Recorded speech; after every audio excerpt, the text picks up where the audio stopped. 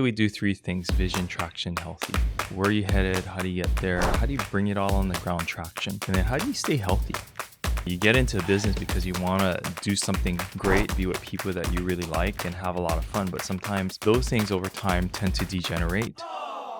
Sometimes the financial results are not what's going on with the team results. You might have great results, but then in between there, nobody likes each other. The bigger thing is there really a shared vision? When there's a shared vision, then you actually have a company. We actually really want to see more jobs for people in Hawaii and actually for our economy to flourish. One of my friends gifted me with what we call a life plan. We looked at all the good, all the bad stuff, and then we looked for all the strategic implications. And there's a favorite biblical story of this guy Nehemiah who actually rebuilds the wall of Jerusalem. And I really felt like I saw this wall like Nehemiah did. And actually, the first picture I saw was actually for Hawaii. So I actually felt like that was my calling, to come back, rebuild the wall of leadership in Hawaii. Greater Good Radio. Connect, learn, heal, and grow is brought to you by Brain Gain Hawaii, a boutique executive recruiting, career development, and coaching firm. Learn more at braingainhi.com. Welcome to Greater Good Radio. I'm your host, Evan Leong, and today's guest is Craig Chong, who is the president of Fresh Leadership and the co-founder with his wife, Sandy. Welcome to the show. Thank you. Glad to be here, Evan. So when people first meet you, Yeah. how do you introduce yourself? I'm primarily a organizational consultant that helps people and leaders get better at what they do. And what does that mean? So we look at both kind of the life of the individual leader as well as the team that they lead. And so we say we do three things: vision, traction, healthy. So big picture, vision, where are you headed? How do you get there? How do you bring it all on the ground, traction? And then how do you stay healthy? What does that team look like? And because it's not just an individual leader, it's really a team that brings about the results. So how do you keep them healthy and going well? So vision is like, where are we going, the objective, and so Yeah. on. And then traction is like rubber hitting the road and Yep. executing. Yep. And then healthy is like maintenance, Yep. or what is that? Relationships, communication. How are we doing? Connecting, having just a lot of fun, because most teams don't have, you get into a business because you want to do something great and you want to be with people that you really like and have a lot of fun. But sometimes those things over time tend to degenerate. It's just entropy, and you have to constantly maintain. Okay. Yeah. So when I look at, people's careers and so on, so people come to Mhm. me and say, okay, I want to move job, or I want to improve my career, or so Yeah. on. When I look at it, there's always like three stages that I'm looking at. One is execution, Mm-hmm. getting things done and so on. The layer beneath that is going to be direction, like where exactly are we going and why, Yeah. right? Values and Yeah. things like that. And then there's one before that, which is like repair and healing, Mm-hmm. because the why will determine the direction, right? And then you can execute on that to go there, hopefully in that order. A lot of Yeah. times it's opposite, right? Yeah. Yeah. Which gets people in trouble. But the healing determines the why. The healing and repair, like the wounds that somebody has, Yeah. determine, or the organization as a whole, it Yeah. determines the why. It determines like, where are we going? Because if we're going there because we're trying to avoid this pain, right? That's very different than we're going to go here because we are led to it and pulled to it and drawn there from some type of purpose, Yeah. Yeah. right? Yeah. So is that kind of similar then, or? Yeah, it is in a sense, but I think we approach it in probably the same way. Sometimes the logic shifts. Sometimes it's very logical. It's like, all right, where are we going? Now, how do we organize the team to get to that mission? And then how do we keep them healthy? But oftentimes when we start, it's going, wow, this is pretty messed up, right? It's pretty dysfunctional. So we kind of have to start. Even on a company that's doing really well? Yeah, sometimes the financial results, are not what's going on with the team results. The ends justify the means, right? So you might have great results, but then in between there, nobody likes each other and people want to leave. So they're cranking out all these results, but everybody wants to leave the organization. If they had a better offer, they would leave. So in all of your coaching and consulting, how many years has that been? We're probably over 20 years. Yeah. So in 20 years, Yeah. what's the most prevalent kind of shared common issue that shows up that's preventable? Gosh. I would say the key thing is really a lot of times there's huge miscommunications, right? And it has to do on two levels. One, it's an interpersonal level. How are we communicating and what are our styles and what does that look? The other is really being clear about where we're going, what that vision looks like. And uh, I don't know if that's hitting it, but those are probably the two. So I would say that it's Is it a really, shared vision as a group, or is it a vision of whoever the leader at the top is? well, I think the leader at the top thinks they've got it all figured out. But having the bigger thing, is there really a shared vision? When there's a shared vision, then you actually have a company. If not, you really have a solo entrepreneur, right? And sharing that vision takes time, takes effort. And I think that's part of why we're in business. That shared vision is huge. You know, Okay. So what would be your shared vision? shared vision for us is we actually want to help businesses get better at doing their business.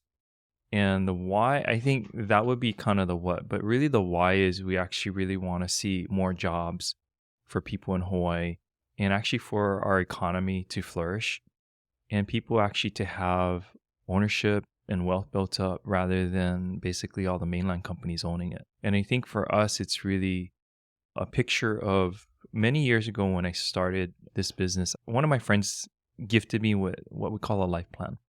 He sat down with me and he went through my entire narrative of my life. We looked at all the good, all the bad stuff, and then we looked for all the strategic implications. And then really the decision was, this is postgraduate school, was I going to stay in California or was I going to, kind of risk it and go over to Asia, maybe do some work in Asia, or would I come back home? At the time I was dating Sandy, my wife.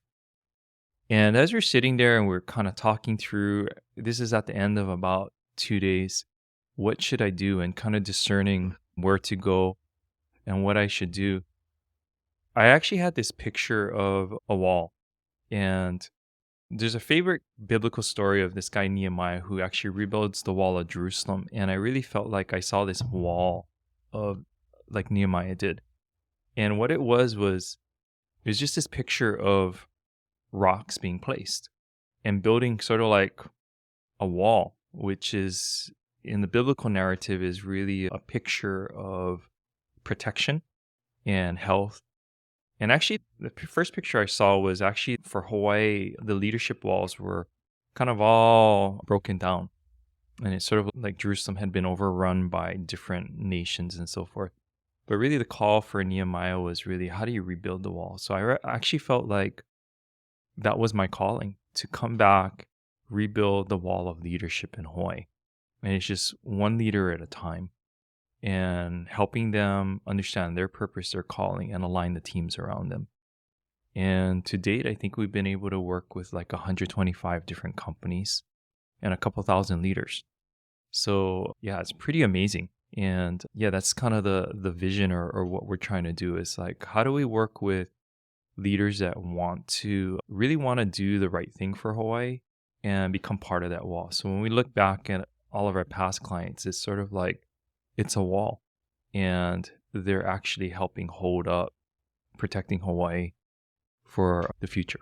With that being said, what context do I need to understand why that's important for you? Well, I think the context is that I believe everything rises and falls on leadership is a cliche kind of saying. But I think for me, it's realizing that when I work with individual leaders, it's affecting a community of people. And like, for example, like say one employer has, say, 200 people. Those 200 people have dependents.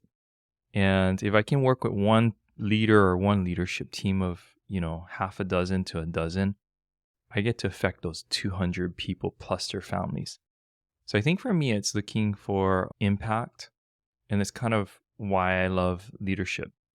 When I went to study in grad school, I studied in this guy, Dr. J. Robert Clinton, and his whole focus was not a really wide public kind of audience, but really how does he work with leaders who actually help other leaders? And that was his focus. And his studies took me to grad school. His book was called Making of a Leader. And that's kind of when I look at what he does, it's the same kind of feel that I do what I do. So I think the context of leadership is that I realized that, yeah, going back to an even bigger story, we're Chinese, right? So we're fourth generation Chinese American. My great grandfather on my dad's side immigrated to Hawaii. And on his way, his name was CQ Yihop. He was on his way from China to the West Coast. And he stopped in Hawaii and he ended up staying and started a meat market, which became kind of the first superstore of Chinatown. We still have property in Chinatown. And he ended up staying in Hawaii, starting this business, taking on other partners. And he basically built this empire. They had all kinds of real estate holdings, all kinds of businesses, everything from a brewery to a supermarket to a ranch where they farm koa. So they had the whole supply chain. So in his day, he was kind of a billionaire in Hawaii. But he ended up having 3 different wives, 4 boys, and I think there were like 12 girls. So because of that large family, my grandmother was from the second wife, and she was the second daughter. And the girls got nothing, but the 4 boys got everything. And what I realized is that even though we have this great history, what ended up happening was the boys fought. The boys got like 90% of all of the shares of the business, and the boys would fight. And the girls got little or nothing. And for me, I thought, well, I'd love to be a part of the family legacy and business, but it was super dysfunctional. And all of those resources that we had out there basically didn't get used because people were fighting all the time. And that dysfunctionality was not healthy. So when I think about my background was ag business because I thought I'd go into the family business, maybe go into some kind of agriculture production. But what I realized is that the family was not able to come together on a lot of these different things. So now it's basically a land holding company rather than actually growing. They're one of the big businesses of Hawaii. And as a result, I think something was lost there. So there's even assets now, but they're just very passive assets. There's no active operating company. And it's just sad. It's like 3 generations later and there's nothing, or there's something there, but it's not growing and it's not alive. So I think for me, that's kind of the context or the background of answering the question of, well, why do I help leadership teams do the things that they do? Because I don't want to see, especially family businesses, I don't want to see them where our family was, a couple generations and it's all gone, right? So how can we set them up? What are the structures? What are the right protocols? As you're talking about, even just on a relational level, those are the same kinds of things that we do in the business as in a healthy relationship. That's good because that was taking me exactly where I was going to ask on, which is like, what's the origin story? Yeah. What reasoning under that kind of why, right? I think the other origin story, so that's on my dad's side. On my mom's side, my grandfather, the Hu side, my great-grandfather, his name was Akana Hu. And one of the interesting pieces of history that I've been realizing was that he actually immigrated from China. And we were actually going through all of these old immigration records. And just recently, one of my cousins they do these immigration interviews. And it talks about what he did. His name was Akana Hu. And one of the neat things is that for the Chinese community, he was actually very good friends with Mr. Colburn, who was actually King Kalakawa's one of his aides. Because he had this relationship and he would cook food for them and do all these different things, they would have parties and they would hire him to do all this stuff. He could speak Chinese and Hawaiian. And I keep wishing that, one of my, he married somebody Hawaiian, then we can go to KS, but, can't do that. Basically, when anybody had something to do with property or have anything to do with the government, they would actually go through my great-grandfather. So he was like this counselor. And I think for me, I realized that that's kind of my role and my calling is really, I call it a consultant, but oftentimes I do a lot of counseling with, heads of companies. Sometimes we're doing government work too, but it's like, how do you go through somebody? So I think that's a big part of kind of what and how I do what I do is really being a good counselor and giving wise counsel both to whatever party on each side, whether it's an employee, employer, or just helping people figure out what's important.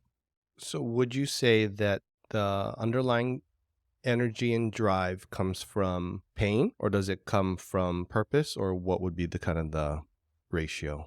I would say that right now the drive is more not necessarily pain, but it's really from purpose. Because a couple years ago, when Hiko was actually going through a merger at Nextera, we started using some material from a friend of mine, this guy Pat Lencioni. It's called Five Dysfunctions of a Team. And I'm actually doing this training and we're helping transform the leadership of the organization. And in the midst of that training, and I'm explaining this concept of five dysfunctions of a team, which are number one, vulnerability-based trust. And then you're having healthy conflict. Then you have really good buy-in. Then you have accountability and finally results. And yeah, like we were saying earlier, you can have results, but if you don't have all of the other base pieces, you kind of have a dysfunctional organization and they layer. It's a pyramid. So that's what you need to have. And if you don't have it, then there's dysfunction. Yeah. And it shows up in a number of different ways. What I realized was I was actually live doing training with about 20 people and I was explaining this concept and I was actually helping them discover their own narratives in how that relates to things. And as I was explaining mine, it just dawned on me that, wow, on one side of the family, we come from this long line of dysfunctional business practices or family relationships. And what I'm actually doing is I'm actually helping to heal that with businesses today. And it was kind of a big aha moment for me where I was sitting there in the midst of it and I was just kind of losing it because I was like, well, this is part of your calling. And that's really the purpose. It's like, okay, yeah, there was pain there. It's not necessarily a great story of what happened with a great bit, but it's like, what can we learn from it? And how can I help others? And that's kind of what drives me today. I just want to help more businesses be healthy. And at the same time, all the other pieces come together. When you can help the organization or the leader maybe become aligned or become more functional, does that feel like whatever dysfunction you felt in your own family gets healed as well? Yeah, I would think a little bit. I think for me, it's like I'm adding to the equation. We don't have a family business other than our business to actually help and guide. But not so much the business side, but yeah, the dysfunctional piece. What I'm saying is that a lot of times, and this is what I've noticed in myself as well, the things that I'm endeavoring toward professionally and out and expressing into the world are really just projections of what's going on in me internally, especially at the root piece is if it has a lot of charge. If I have to do this for some reason, it has to be done no matter what, there's some history in there. So what I'm wondering is with that history of, having a really large business and then having it come apart, and along with it coming apart are the relationships within the family. By putting it together for others right now, would that be a projection of what was going on internally from the ruptures, from the family piece? And if so, then is there a feeling of repair? When I repair this externally, my internal gets kind of repaired as well. I think it does. There's a fulfillment piece of like, all right, this is actually doing something that's right. I think when you're talking, I was thinking, connecting it, it's like, yeah, my dad's side of the family, but even my dad, our relationship was kind of dysfunctional. And, he would say, children are to be seen and not heard, very old school. And we wouldn't, you can relate to that, right? My mom has that. My mom is very, children should be seen and not heard as an only child. And it's just really, how do you have those conversations? So it took many years for us to have meaningful conversations. So I think that's part of just on a personal, even going, how is our personal family not dysfunctional, which brings a lot of fulfillment. And I think I get a lot of fulfillment from helping. And I think it probably does help me heal and repair myself when I feel like, wow, they actually talked about the things that really matter. And they really trusted us as a trusted advisor at that level for things that most people would never share. That's a privilege, Well, that makes sense too, because on one side, you have somebody who's a trusted advisor, people sharing vulnerable information, vulnerable meaning like I open myself up to being wounded, and then one of those five dysfunctions piece, right? And on the other side, you have children should be seen and not heard, which Yeah. essentially means you're not seen, you're not heard, Hmm. and therefore you're not valued. Mm. That's the message, Mm. right? So on one side, there's no value. On the other side, there's high value. And then it becomes, how do we bridge these two so that Yeah. I'm high value? And I think that's pretty much is going, it's the question of, I think it was thrown out to, I was in a group and the question was, the things that kind of plague you and are heavy hearted on you, would you wish that you didn't have those things, or are those the things that actually shaped you to who you are? And it's really this thing of going, yeah, there's different shaping events in our life, both positive and negative. And sometimes the negative ones are the ones that actually build your character. And you're like, I actually have to work hard at that. One of my clients said, Craig, what you do is you come in and you actually heal organizations. And I've used that for quite a while. I'm like, okay, that's kind of how I approach things. And I think about that rather than just going. So I think that helping heal other people or other organizations brings, I think, what was maybe taken from me, or I felt maybe I missed. So I think there's that reconciliation that's really powerful, There's something else you just mentioned where you said that some of the things that happen to us that are negative, Yeah. they shape us or Yeah. they could, or so on, right? Yeah. When I hold that statement, I used to think the same way. Yeah. And then now when I look at things, I realize that, hey, as a young child, everything is about good, bad, right, wrong, Mm-hmm. positive, negative, right? And Yeah. that's how the gauge works of, am I a good person or am I not? Because if I'm good and I'm right and I'm valued, then my caregivers, my parents, or whoever around me that is taking care of me will find value in me. I have a much higher chance of staying alive, right? That's why I got to be, I got to be right. I got to be good. And then you have this judgment system going on. So I break it down nowadays into painful or not painful, but good, bad, right, wrong, positive, negative is only a snapshot in time depending on which part of it is judging it right now, Mm-hmm. Mm-hmm. right? Because Yeah. you go 10 years in the future and you go, no, that was good. That was positive. Whereas in the moment, it's like, this is bad, this is negative, or so on. Yeah. But even when you go forward 10 years and you consider back, there's no doubt whether it was painful or not. Yeah. Yeah. Yeah. Post grad school, I mentioned in this guy, Terry Walling, and he had us do these timelines. And he would do a post-it note timeline. So we figure out, what is the narrative? How does it fall out? And then you kind of look for themes. So that's kind of how do leaders develop over a lifetime? What can you see? And he was a same disciple of this guy, Clinton. We both studied under him, but Clinton would say, hey, you have negative process. You have different kinds of process items, both positive and negative. And what Terry did was he simplified everything. So he would say everything with a yellow post-it note is just kind of event, person, place, or event that shaped you. And then he would say, I want you to go back and replace all of those with things that bring about pain, and those are shaping items as well. And they might have kind of a negative processing, or it might be an isolation moment. It might be different kinds of things that happen to you. But yeah, we have pain, and it's really, how do you not just know that you have pain? And sometimes it's unprocessed pain. Unprocessed pain is kind of like, it's trauma. It's sort of like a cut that you cover back over, but it's still pussing up. Yeah, it's trauma. Yeah. Unhealed wound. And being able to process that in the last season has been really powerful.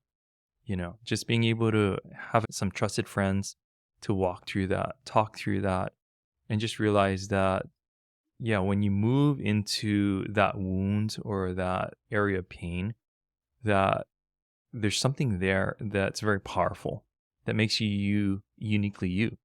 And oftentimes it's hidden, and it's moving in and through the pain to find that purpose. And it's hidden in general, or it's just hidden to the person in the pain? Yeah, it's hidden to the person in the pain because they can't process it. So it's still at in a sense, a basal level part of your brain. So there's no cognitive thinking about it, or you just remember it a certain way. And that shapes how you operate on your day-to-day level. And then did you go into it at all, the things that you don't actually know or remember? Yeah, I think there's both and. So I think there's the things that you can recognize. And then part of it is even when you do like a family tree genome. I remember when I was in seminary grad school, I took family systems theory. You start mapping all this stuff up and you go, wow, And you try and go back about 6 or 7 generations, and you're like, wow, this is pretty messed up, you know? Or our running joke was, my family is more effed up than your family. Let me show you how, you know? And yeah, just being able to do a family tree is powerful. And realizing that some of the things that we're dealing with come from a generational setup, things that you had nothing to do with. It's really a part of what we call your sovereign foundation. And yeah, I'm sure there's more that I don't understand, but you know, being able to kind of look at some of it from a thematic standpoint, looking beyond my own timeline to my ancestors. Yeah. I mean, that stuff is so important to me because, you know, the ancestral healing, generational trauma that becomes developmental and then becomes generational as it gets passed down the line affects us in such ways that we don't even know it. It's invisible until it's not invisible. Right. So Carl Jung said, until you make the unconscious conscious, it will lead your life and you'll call it fate. Right. So I'm super focused on that line of thinking these days. And I really like, I think I mentioned this to you before, is there's a book called My Grandmother's Hands. It's written by a guy named Resmaa Menakem, who is an African-American therapist that talks about how trauma moves through the body through history and so on. So he says, you know, through time, trauma gets decontextualized. You forget about it, right? So the trauma definition I want to use is it's not what happens to us. It's what happens in us as a result of what happens to us or a result of what should have happened but didn't. So, you know, I get in a car accident, right? That's traumatic. However, most of the wounds and injuries from that should be healed within 6 months or a year, right? It's what didn't heal, like invisibly or could be visibly, that becomes the trauma, right? Now I can't drive, or I'm scared about looking off my left side of the shoulder, or I'm having these muscle twitches or things like that. You know what I mean? It's those things that are the trauma, right? So over time, you forget kind of the context of it and the occurrence, right? Especially as you go through generations. So the quote is something along the lines of, trauma decontextualized in a people over time looks like culture, right? Trauma decontextualized in a family over time looks like family traits. Trauma decontextualized in a person over time looks like a personality. And then I made up my own, which was trauma decontextualized in a company over time looks like company culture. When you understand the context and why it was in there, everything makes sense, right? The problem with that is through attrition, you know, people passing away and so on, that doesn't get identified or told. And the other thing is that nobody wants to talk about it, right? You really want to go and share your most painful stuff with other. No, people don't typically do that. And that's where the children should be seen and not heard. Do you really think that that person is going to actually say, this is what was painful in our family or what happened to me or so on? That ain't happening. So now you have all these characteristics of things and behaviors and so on passed down, and you don't even know why.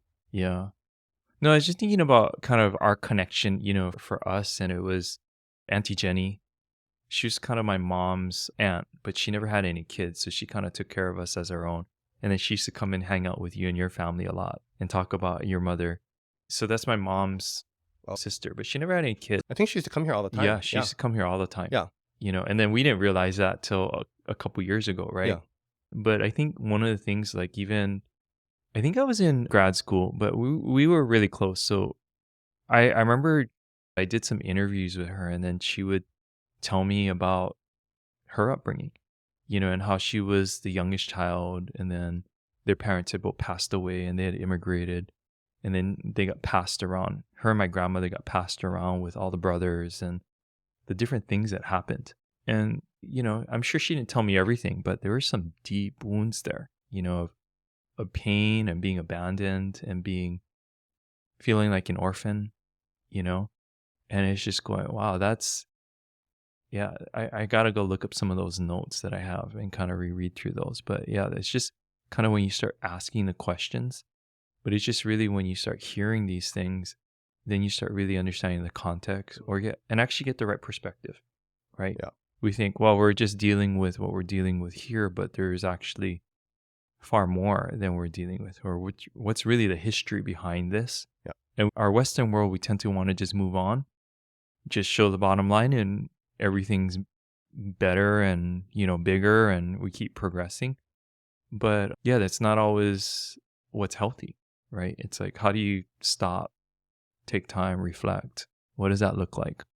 It's the interesting thing too. This morning I was doing a short meditation before you came, trying to settle myself and so on. And Yeah. what kind of came to me was when I first traveled to Taiwan, what I noticed was everybody's family name was first, and then their actual given name, their birth name was second. Yeah. So for me, I'm Evan Leong here in the United States. Yeah. Over there, I'm Leong Evan, right? Over there, you're Chong Craig, right?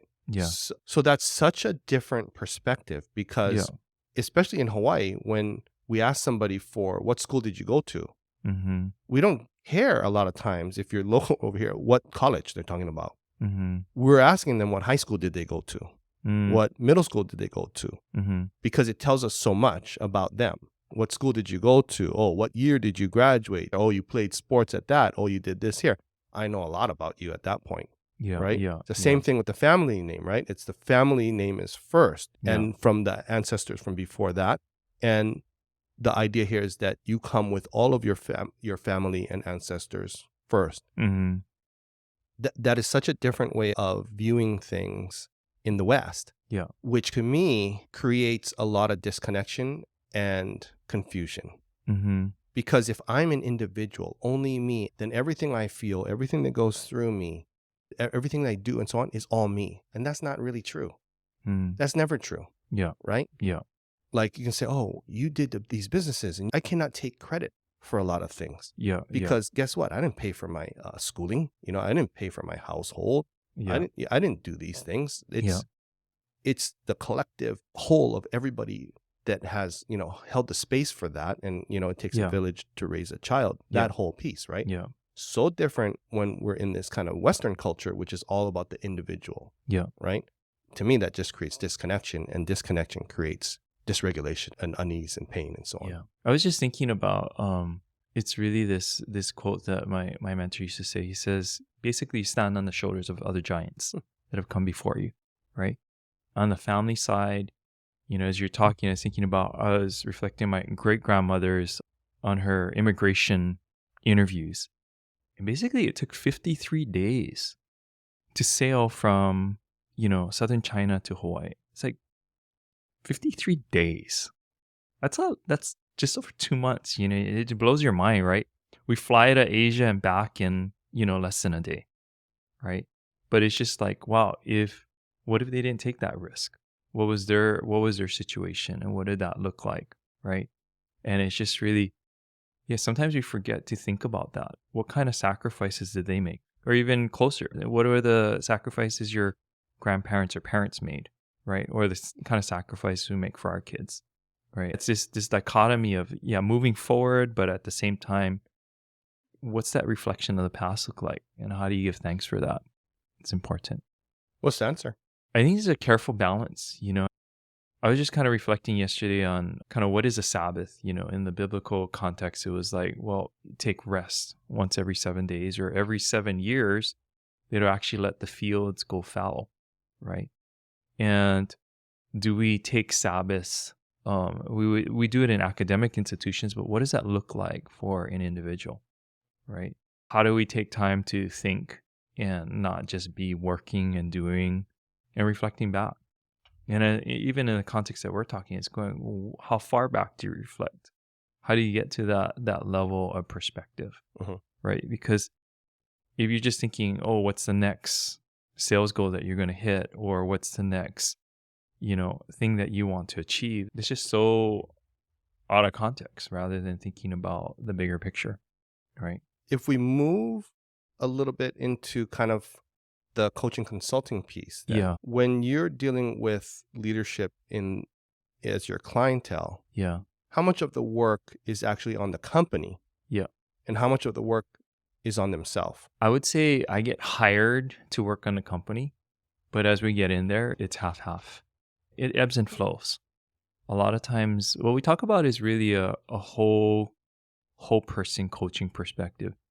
So oftentimes we'll start off talking about the company, but that kind of has a mirror image on their personal family, marriage life, or even with their kids, or whatever it looks like on their family, even in-laws and so forth, or friendships, and that same thing going on there is the same root cause issue that's going on in the business. So sometimes we'll shift over and we'll talk about what's going on with the family, and that's actually the same things that are showing up in the business and vice versa. So sometimes it gives. What do you mean vice versa? So it could be the business showing up in the family, or Mhm. is the actual root cause onus like the person's family or themselves first, and then that gets externalized into the company? Yeah, of course it's going to be the person kind of flowing if you think about the logic, but sometimes we'll spend a lot of time on the business perspective of what's going on with their business, and then we'll shift over and we'll spend some time on the family side.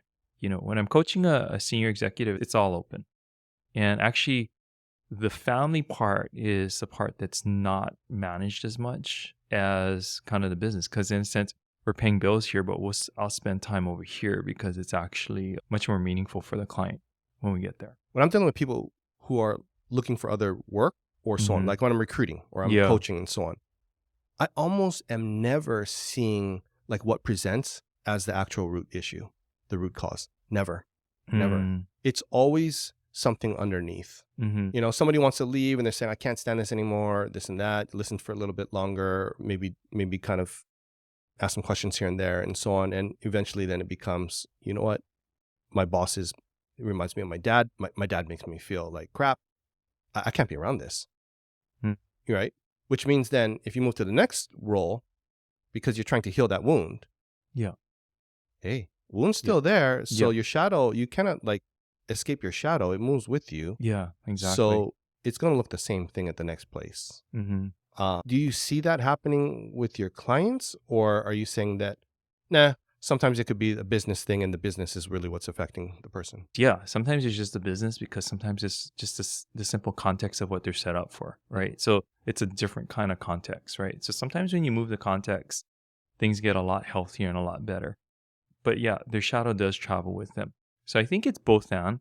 So it's the context, but it's also the environment that you're moving into, right? Mhm. So yeah, we can move you into a brand new house, but you're like, all right. So it feels really great, but still the old you is still in there. So how do you deal with that? But also it's a blend of if you feel good in a really nice house, then maybe you have some comfort and you have some margin to be able to work on the other stuff. So I think we go back and forth on it, but overall, it's really what I like to say is how do you stabilize the patient first, right? Because if the patient is just in trauma, and they're in trauma, sometimes you got to just move them so that you stabilize them so they're not getting impacted by that trauma over and over first, and then there's space for them to work on other things.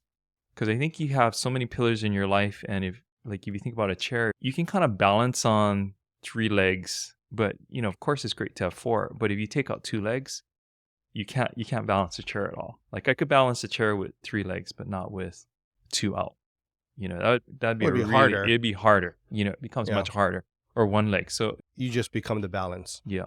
So it's just going how much, and then I end up help them balance, right? So Chair part with of no it is, legs would be hard. yeah. So I think you can do, but it's just how many and what are they used to, right? Can they handle that? And sometimes all of the legs Can they seem handle that is an absolutely crucial piece. Yeah. Yeah.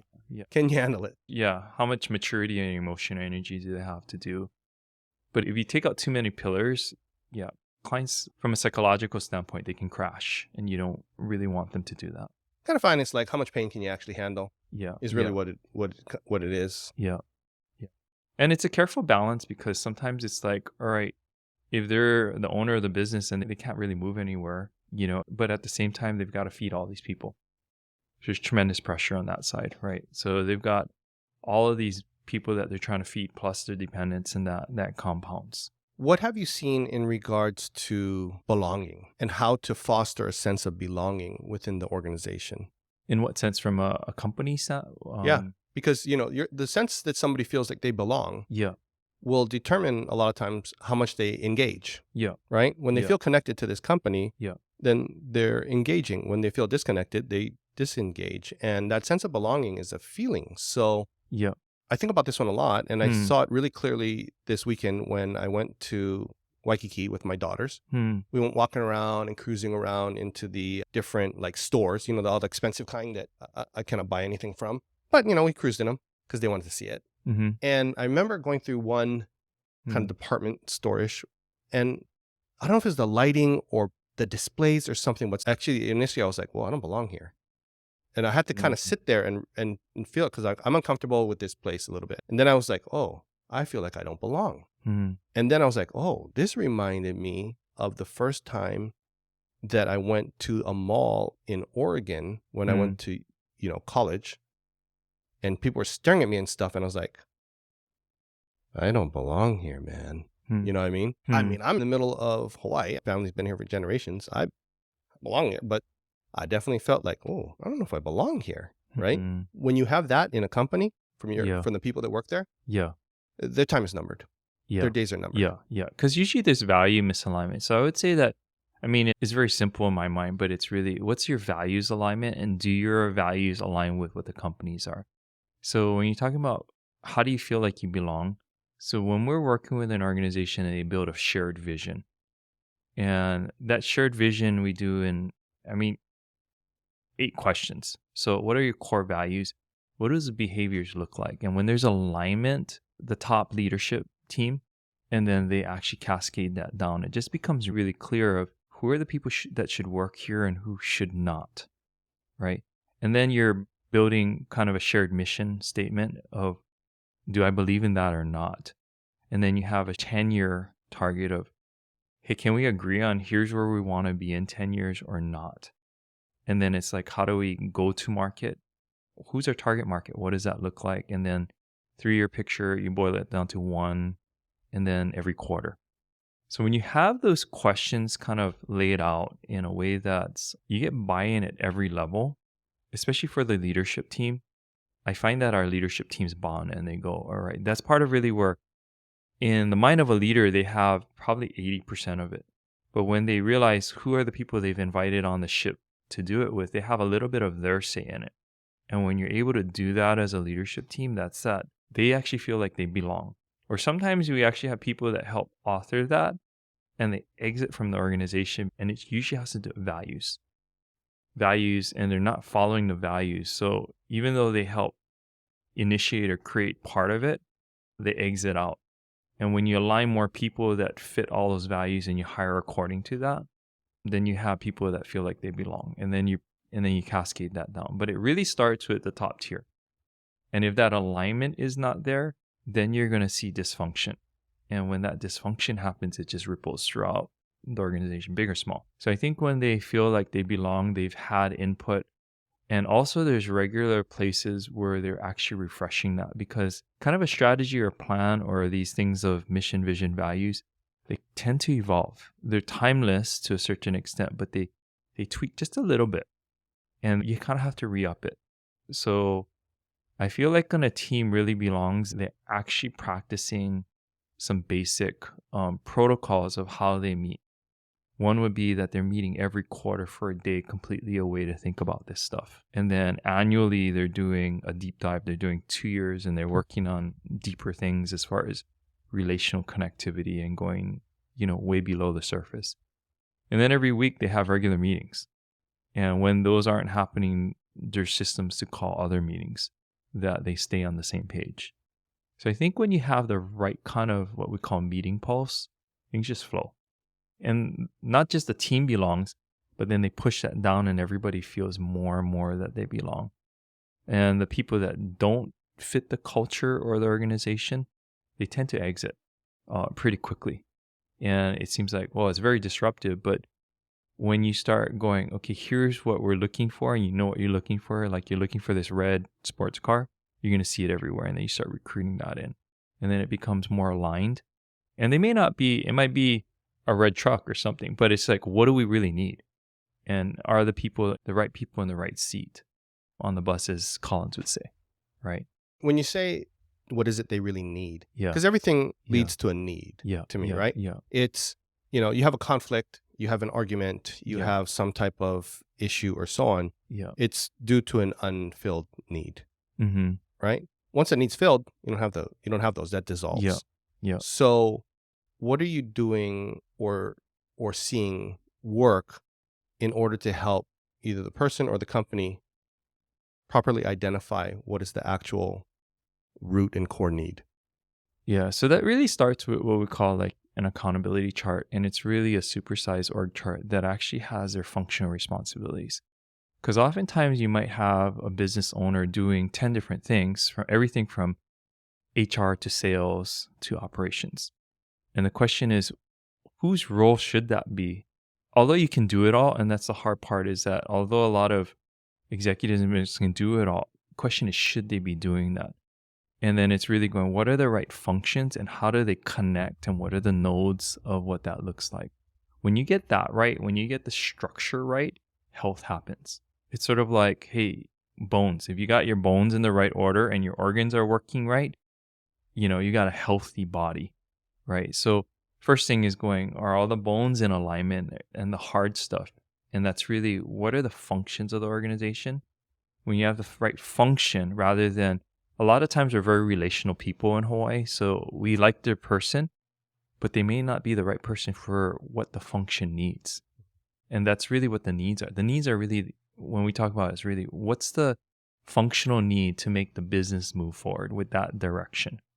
But if not, some of the companies become nonprofits because they have all these people sitting around and they create all this chaos because they're not living out their calling. And as a result, they're doing mediocre work and we can't move the business forward because we don't have profitability to reinvest into new and grow new things. So you start feeding all these people, but they may not be doing what they're gifted for, their highest and best use. And even times like I was having a conversation with a client last week and they got this great person, helped start the organization, but she can't keep up. The organization's grown, it's changed, and she can't keep up. And it's going, we like her, but we can offer her this other role that she really can do, but kind of Peter principle, we promoted her to a place where she's not competent. So you need to move her back. And if she doesn't want to, it's going, hey, not that we don't love you, but it's like, let's help you find the highest and best use for you. And it's really, how do you move into your calling, right? And that might be in another company, unfortunately, but how do we help those people? We'll write letters and help you get to that place. And when we do that, sometimes we think about, I think our company, we think it's just us. And how does that business owner do everything in there? But it's actually looking at the larger ecosystem, the larger perspective, and how do we help them get to where they can make a contribution. So what's the biggest transformation you've seen? I guess, it's pretty easy for me. I guess it's an opportunity that kind of a once in a lifetime opportunity, but we got invited to do the transformation of Hawaiian Electric. This was on the verge of Nextera taking over the company. And Alan Oshima invited me in, and we talk about this very openly, invited me in, and we started with their leadership team. And I had known him and I was working with him on a personal level. And then he got asked to be CEO. And we started with their leadership team. We took them on a retreat and it was just transformational for them. We dove into their stories. We dove into their personalities. And then we talked about how do they work together at a whole different level. And it was just literally the merger just got announced. And what we saw was them just bond at a deep, deep level, them connect, be very open and honest with each other. We actually put into rhythm a cadence of how they would communicate, meetings, offsites, and so forth. And then originally I was just supposed to just work with the leadership executive team. And then they asked me to work with all 64 of their managers under them. That individually? We actually put them in cohorts. Okay. So I was part of coaching the mid-year fellows and they talked about cohorts. I said, how about we put these 64 people in cohorts cross-functionally across the islands? And we threw them into 4 cohorts and we organized them differently. And then we did retreats with them. And what was amazing was some of the people had been in the company for like 40 years. And they'd say, this is the first time I actually got to know this other person. And it just blew them away. And what happened when they were going through different kinds of issues or problems, rather than elevate everything to the 16 executives, they would actually pick up the phone afterwards, and we talk about how can they build relationships so that they pick up the phone and resolve things at that next level. And that was just pretty transformative through the whole company. And to watch them go through a failed merger and see how they progressed. And yeah, the goal of that was really how to equip the next generation for Hawaii. And the leaders of Hiko today, of Scott Siu, Shelley, a whole bunch of them are leading the company today. And that was Alan's big thing, is going, hey, how do I help these younger leaders, give them the training that they need? And it ended up that we didn't go through it with the acquisition, but we got very competent leaders. Even today, in the trying times that the company's going through, we got great leaders. And not only that, but they got great leadership teams with them that share the same values and that alignment. So it's been a really neat thing to kind of see all that succession planning start happening, but at the same time, they are not doing it on their own. Even though Scott's stepped up to Hiko CEO, and then the leadership team rallied around him, and then he stepped up into the HEI role, and then Shelley moved up, and then the leadership team support her. It's pretty beautiful. Were they getting along before, the executive team? They already got along pretty good? Well, I think the executive team was a disparate group that got handed to Alan. So they knew each other. I would say that there were different factions of people, but they didn't see themselves as a cohesive team, because each department, some departments were $30 to $400 million in a department now. So they're bigger than most companies in Hawaii. Most of these just individual departments. They didn't really see themselves as a primary leadership team. But when they were able to see themselves as, this is my first team, and how do we have conversations here versus the team that I spend time with every day below, that was transformational for them to operate as a leadership team. And then out of that, we developed a senior leadership team. So then Alan didn't have to work with all 16 people all the time. So what is something that business leaders out there right now could implement internally in their company to build these connections? I would say it's practicing vulnerability-based trust. My favorite book and friend, Pat Lencioni, has a book called 5 Dysfunctions of a Team. And I say, read that book, do an offsite retreat, practice the questions, and watch how vulnerability develops, and walk through the book. So the book runs you through these questions. Yeah. I think I have that book. Yeah. It's a leadership fable, but it's probably one of the most powerful business books out there. So that concept is vulnerability-based trust, right? And then how would you define that? That means that you actually lead with an area that people don't know about you. So like in the Jarhari window, it's really a whole thing of, hey, I want to expose something about myself. And we use 3 questions really, really simple. Where'd you grow up? What birth order were you in? And then thirdly, what was kind of the biggest shaping event that shaped you in growing up in those years? Not necessarily your inner child, but, what was the painful experience for you? And when leaders share those 3 things, man, it's amazing how they get to know each other. And they go, wow, okay, I was just doing this with a client last week. They were like, they brought in some new people. I've been working with them for years. And we asked those questions. And then the owner, she's a only child. Single mom, raised her, only child. And all of her leadership team all of a sudden understood her. It's like, okay, now we understand how to manage an only child, because you think the way we should do it is this, and you just say it, but you don't have siblings to be able to have that conversation.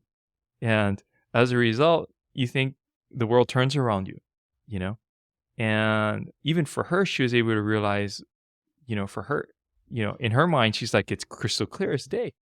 But if you don't have family members and you didn't grow up with multiple family members or a larger family, communicating that out is very different.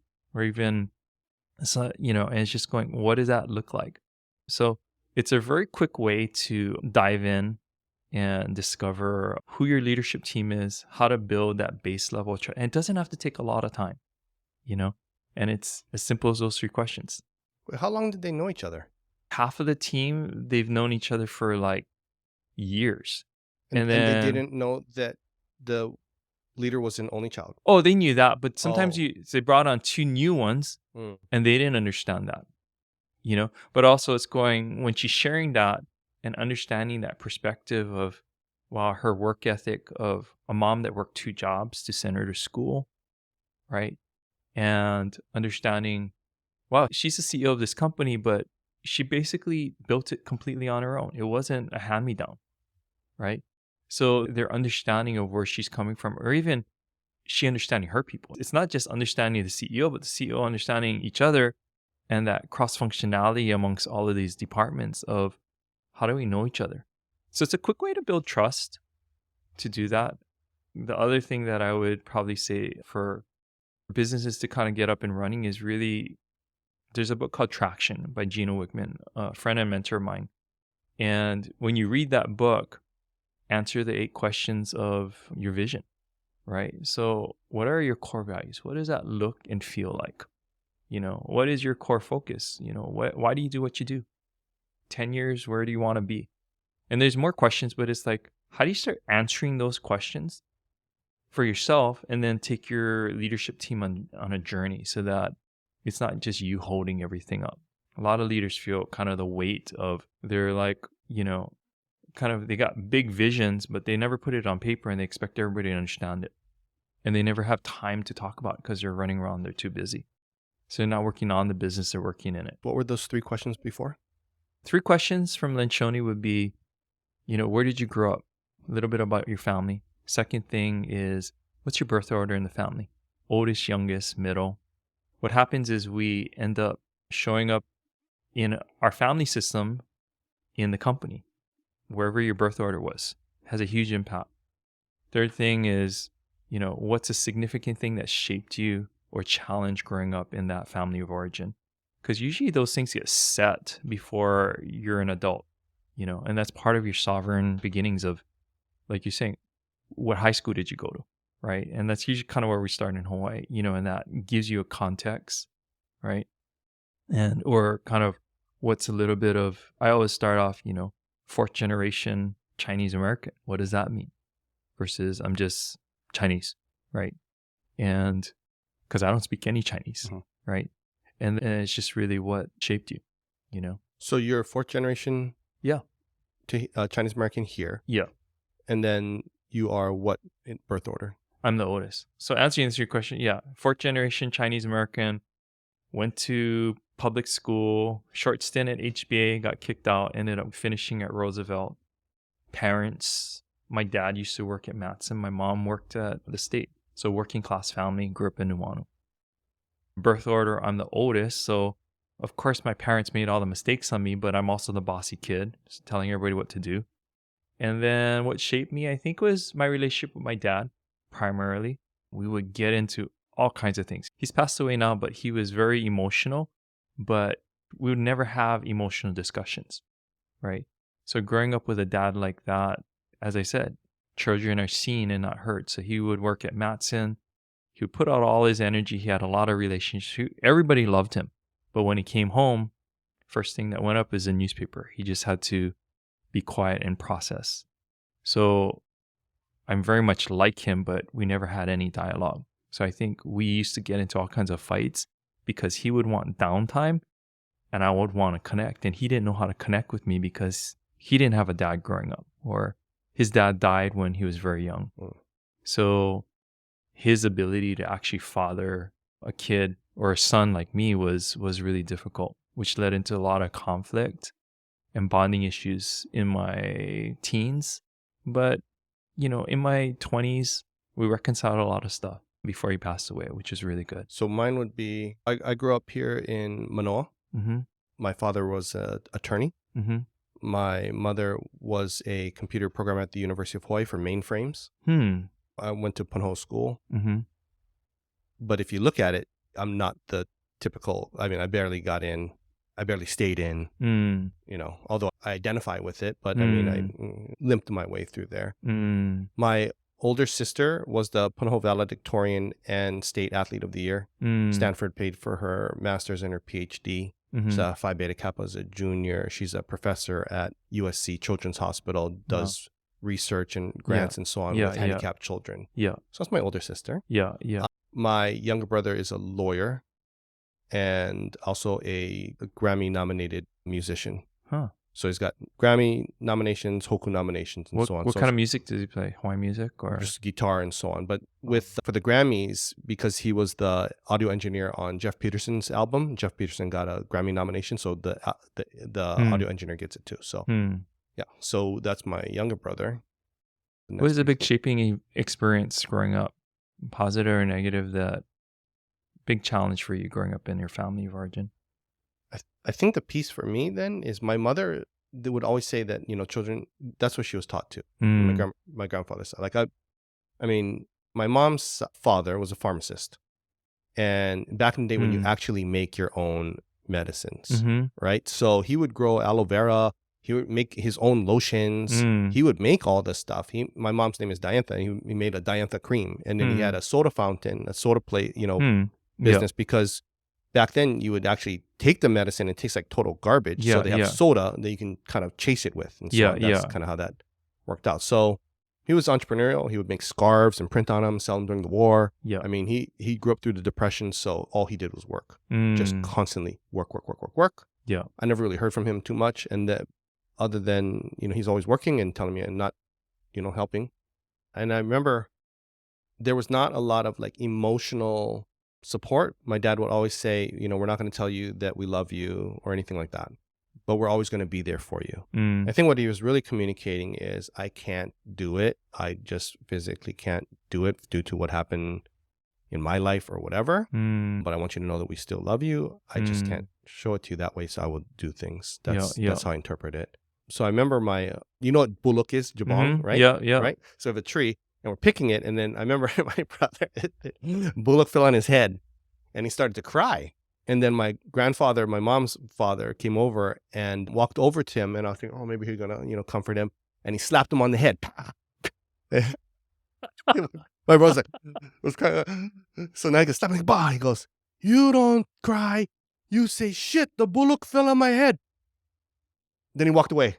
And my brother was like, stunned. And I mean, to the now I think it's funny. One part of me thinks, oh man, that's kind of bad and sad. But I think it's kind of, that's funny because at least I wasn't the one getting slapped in the head on that one. But that kind of just shows that's how you show affection and comfort. Get the slap in the head.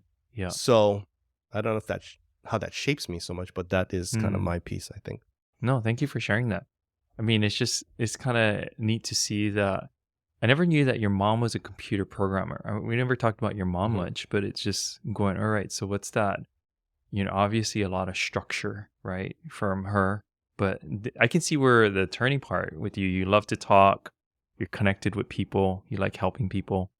But also the middle child, right? So it's like you got extremely successful sister, brother, who gets to do, she's like medicine, but he's like music. He found his thing. And you're like in the middle. You're, classic middle child, right? And connecting the dots, making peace, right? You're the one kind of living close to your parents, right? And and it's just going emotionally, what did that look like, right? From,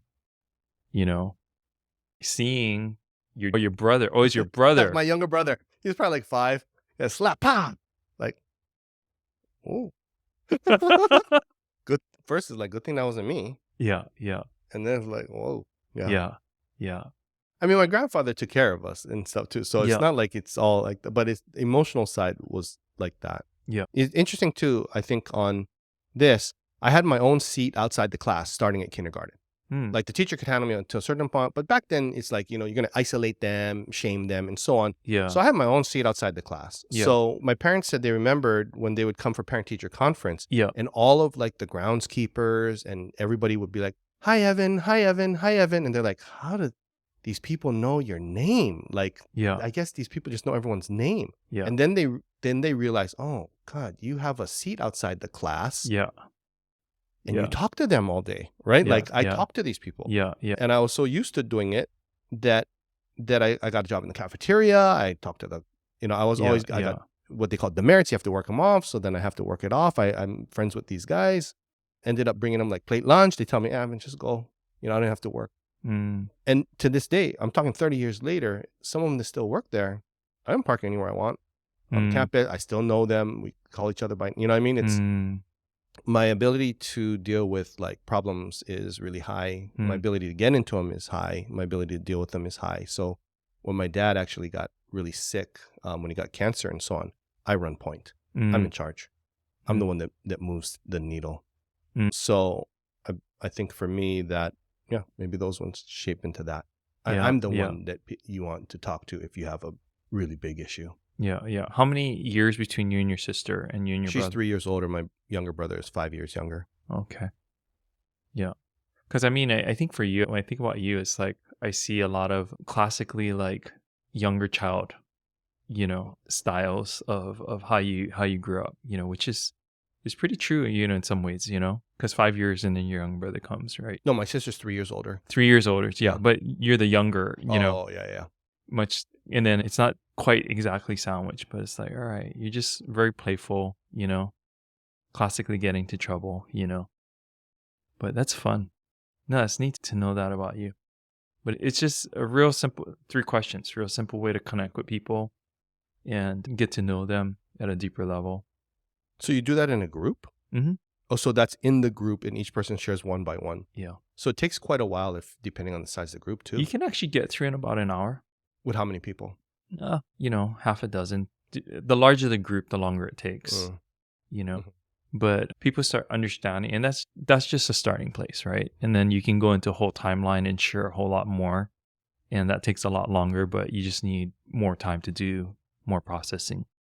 But when you start understanding the narrative of where people have come from, just in their lives, we're not even talking about generational stuff, right? That's huge, right? Because then you have perspective of where they're coming from. You can kind of see why certain things throw them off or trigger other people. But you can also, if they're your teammate and you know them at that level, it's pretty valuable. Most people don't ask those questions. They see your position, they see the role that you do, either it's working or not. But when you ask the deeper questions, you can actually reframe things. I'm always surprised about that when I'm in especially a work-related situation. Mm-hmm. I'm brand new into that. I meet somebody, I talk to them and so on. And then I'm like, I know things because I ask maybe. Yeah, yeah. So I remember this one, I was in Seattle and I was talking to one lady and she's like, oh yeah, it's my other good friend and so on, this and that. And then I met that other person that they said was their good friend, Mm-hmm. right? And I was talking to that person, and because they're in different companies, but there was their good friend. And in talking to him, I realized, oh, you guys are actually from the same hometown. Did you know that? And the other person's like, I didn't know that. Mm-hmm. Oh my gosh. The other person didn't know it either. I'm thinking, is your good friend? Mm-hmm. But you didn't even know you're from the same hometown. Like, so I can see how that, people work parallel with each other and don't really know each other. Yeah, they can work for years becomes and kind not of, unless you're intentional about it, because you're given an objective and something to do, and you want to be a good steward of that. So you just focus on that. And some people are relational, some people are not. The naturally relational ones will ask these questions or be more inquisitive, but not everybody's wired like that.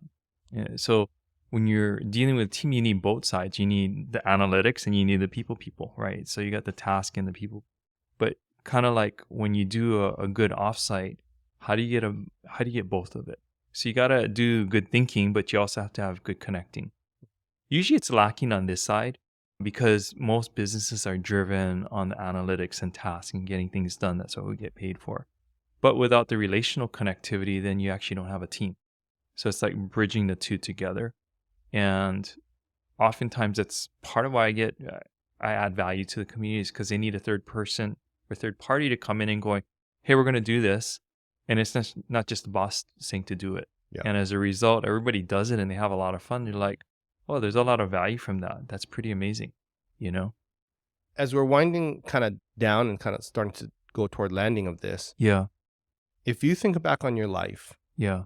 Your most meaningful memory, what would it be? Like if you're going to forget everything tomorrow, what's one thing you would want to hold with you close? Gosh, the first thing that comes to mind is the first time I met my wife. I was actually doing kind of a fundraising pitch because I was raising money, and she got invited by a friend. And I just saw her and I thought, wow, she's somebody I'd really like to get to know.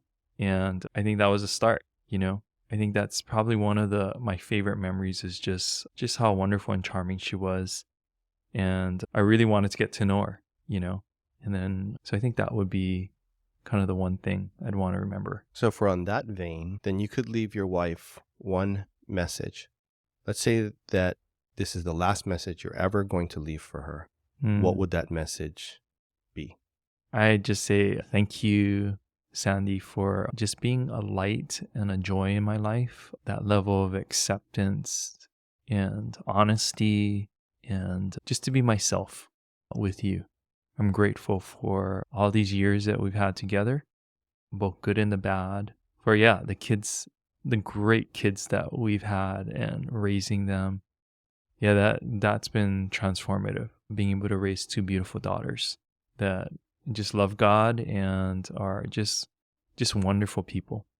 And thanks for partnering with me in our friendship, as well as in raising our kids and building a business. Yeah, grateful. And then if you had to choose one or two others, if you had the chance to give them a message, but you haven't had it yet, who would it be? Gosh, I think it would be my two girls, so Sophie and Saran. Next to your mom, you guys are the greatest joys in our life. They're just wise beyond their years. They have a good sense of what's right and wrong on their shoulders. Super responsible, but just kind people. So we see that, wow, it's just kind of everything that I wasn't growing up and just how they just have that in them. I was this total Kolohe kid and probably had to apologize for a lot of things, but for them, they tend to do the right things and are just really great kids. We're just overjoyed with how wonderful they are as people. So say it. Yeah. So if you can, I would just say it as if you're saying it to them. Like you're talking directly. Yeah. Yeah. Sophie and Saran, you guys are a joy. Your gifts are beautiful. How you guys love people are just amazing. You're wise beyond your years. You're going to make a huge contribution to our community and society. And we love you. Your father passed away, right? Mm-hmm. Can you remember one time in particular? Like if he had said something or done something like said, like, my dad should have said this at this time and would have made all the difference to you. I think I'm really... You don't even have to say it out loud if you don't want to. Just thinking back on some of the memories, there are a couple times where we had some really, like he never really used to say I love you or a lot of times. So I remember one time we were talking and I think he was going through something really tough. I can't remember what it was, but we had this talk. We're just kind of standing outside the house and he basically said, I love you. After that, he said that quite a few more times, but it's just really, I think, for him seeing and affirming me for who I am. I remember before I went off just before he passed away, we had some discussions because I left working. I was working at a church and said, I'm leaving the church and here's what I'm going to do. And we're sitting downstairs next to my bedroom and we're just having a conversation. I think I was probably about 26, 27 at the time. And I was explaining to him what I was going to do. And he was like, he's just really happy for me. He's like, I'm glad you're going to move beyond just working here at this kind of at a mid-level position at a very large church. He was really happy for me. And just glad that I was going to go back to grad school. And he's like, yeah, I really see that for you. And so that was one of I think the last really powerful conversations we had about purpose and calling and before he passed away. Well, thank you so much, Craig, for joining me today in the space for Greater Good Radio. I want to acknowledge you for always being a good friend to me, always following up when I don't follow up, always being able to offer your mana'o and your love and your support when I need it. And I wish you and your family the best. Thank you, Evan. Appreciate it. If you resonate with Greater Good Radio, please join our community at www.greatergoodradio.com, where you can get access to exclusive content and offerings. Hope to see you soon.